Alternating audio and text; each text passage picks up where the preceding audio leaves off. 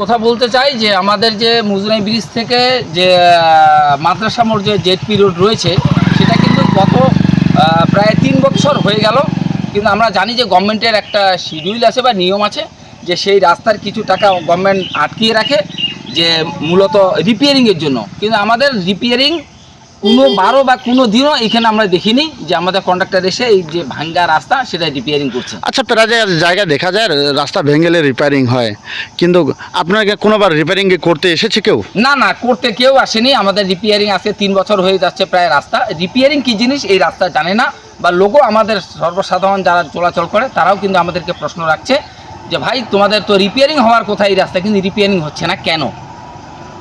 আপনাদের মুজনাই ব্রিজ থেকে নিয়ে মাদ্রাসার মোড় পর্যন্ত যে রাস্তা রয়েছে, এই রাস্তা নিয়ে কি বলবেন?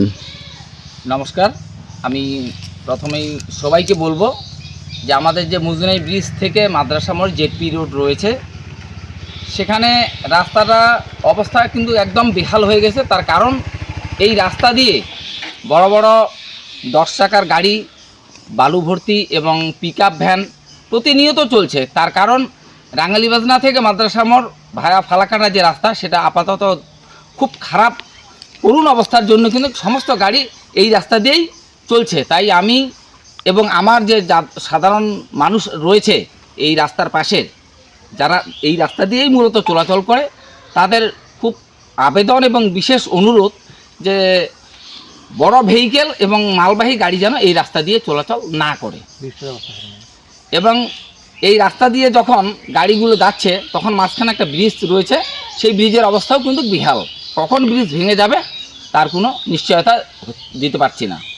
এটা মূলত এই যে রাস্তা দিয়ে যখন গাড়ি যাচ্ছে 10 চাকার ডাম্পার, টার্নিং রয়েছে কিন্তু ব্রিজের সামনে, সেই টার্নিং নিতে গিয়ে কিন্তু ডাম্পার বাঁ দিকের ব্রিজের মুখাটাকে ভেঙে দেয়। আপনার নাম এবং পরিচয়?